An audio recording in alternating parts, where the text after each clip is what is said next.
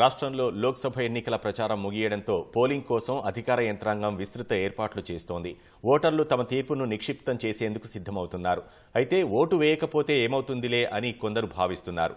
ప్రజాస్వామ్యంలో ఎంతో విలువైన ఆ ఓటు హక్కు ఉపయోగించుకోవాలంటూ విద్యార్థులు, పోలీసులు, ప్రజా సంఘాలు అవగాహన కార్యక్రమాలు నిర్వహిస్తూ ఓటు విలువపై చైతన్యం నింపుతున్నారు. మనల్ని పాలించే పాలకులను ఎన్నుకునేందుకు కులం, మతం, ప్రాంతమనే భేదం లేకుండా దేశంలోని పౌరులందరికీ రాజ్యాంగం ఓటు హక్కు కల్పించింది. ప్రజాస్వామ్యంలో ఓటుకున్న విలువ వెలకట్టలేనిది. ఆ ఓటును పొందడమే కాదు, సమర్థంగా వినియోగించడం దేశ ప్రజలుగా మనందరి బాధ్యత. ఆ ఓటుపై నిర్లక్ష్యం వహించరాదంటూ సిద్దిపేట జిల్లా దుబ్బాక నియోజకవర్గం చేగుంట ప్రభుత్వ పాఠశాల విద్యార్థులు నృత్య ప్రదర్శనతో ప్రజల్లో చైతన్యం తీసుకువస్తున్నారు. 100% ఓటింగ్ ఎన్నికల సంఘం ప్రధాన లక్ష్యమని, అందుకోసం మనమంతా కృషి చేద్దామంటూ పిలుపునిస్తున్నారు.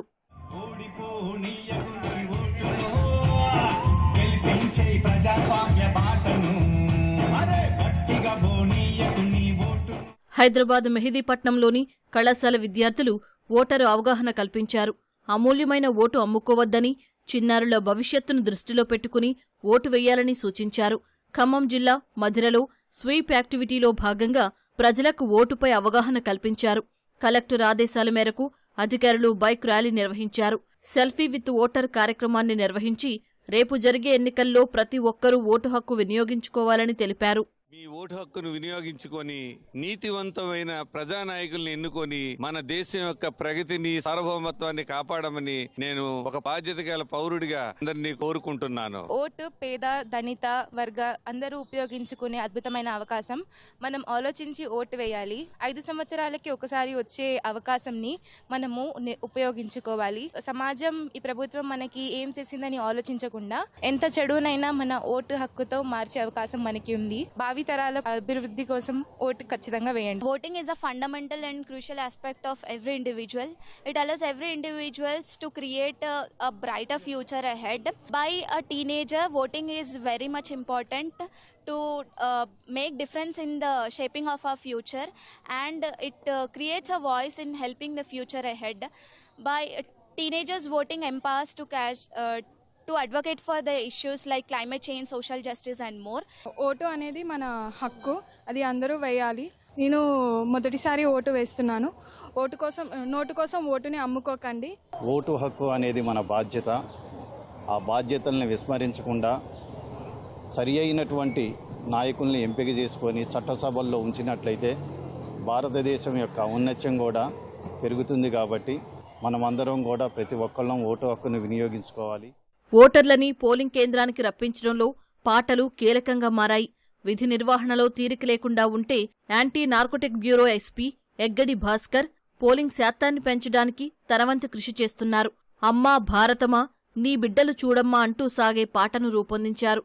ఓటు వేయకపోతే ప్రశ్నించే హక్కు లేదని ఎస్పీ ఎగ్గడి భాస్కర్ పాటల చైతన్యం కల్పిస్తున్నారు. భారతమా, నీ బిడ్డల చూడమ్మా, ప్రజాస్వామ్య రక్షణలో నిర్లక్ష్యం కనవమ్మా. ప్రపంచంలో అతిపెద్ద ప్రజాస్వామిక దేశమైన భారతదేశంలో ఇప్పటికీ 40% మంది ఓటింగ్కు దూరంగా ఉండడం అనేది చాలా బాధాకరము. ఈ విషయంని ఒకసారి విశ్లేషించినట్లయితే ఓటింగ్లో నిరక్షరాస్యులు, గ్రామాల్లో ఉన్నవాళ్ళు, వృద్ధులు, వీళ్ళు ఎక్కువ శాతం, దాదాపు 80% గ్రామాల్లో ఓటింగ్ అవుతుంది. అదే హైదరాబాద్ లాంటి మహానగరాలు, మధ్యస్థ పట్టణాలలో కేవలం మనకు 40%, 50% లాంటి ఉంది. హైదరాబాద్ లాంటి మెట్రో నగరంలో 30-40% ఉండడం అనేది చాలా బాధాకరము. ఈ విషయాన్ని విశ్లేషించి ప్రజలకు పాట ద్వారా పంపినట్లయితే అది ఎక్కువ మందికి అవగాహన కలిగి కనీసము అందులో కొంతమంది మారి మే 13వ తారీఖు రోజు ఓటు వేస్తారు, భారత ప్రజాస్వామ్యాన్ని గెలిపిస్తారనే ఉద్దేశంతో ఈ పాట రాయడం జరిగింది. యువతకు, పట్టణవాసులకు, ముఖ్యంగా ఎవరైతే విజ్ఞులు, విజ్ఞానవంతులు అని ఫీల్ అవుతూ సోషల్ మీడియాలో ప్రతిరోజు అనేక సమస్యల పట్ల ఎన్నో లోపాలు ఉన్నాయంటూ సోషల్ మీడియాలో వేల యుద్ధాల టైపు, కొట్టుకునే టైపు మాట్లాడతారు. కానీ తీరా ఎలక్షన్ రోజు మాత్రము సెలవిస్తే హ్యాపీగా ఎంజాయ్ చేద్దాము అని సోషల్ మీడియాలో వర్చువల్గా ఉంటున్నారు తప్ప ఫిజికల్గా ఓటేయట్లేరు. కాబట్టి వాళ్ళ కనువిప్పు కలిగి ప్రతి ఒక్కరు ఓటేయాలనే ఉద్దేశంతో ఈ పాట రాయడం జరిగింది. పౌరులంతా ఓటు హక్కు వినియోగించుకుని సమర్థులైన పాలకులను ఎన్నుకుంటేనే దేశం అభివృద్ధి పదం వైపు వెళుతుందని, సమాజాభివృద్ధికి మనవంతు కృషి చేసిన వాళ్లమవుతామని పలువురు అభిప్రాయపడుతున్నారు.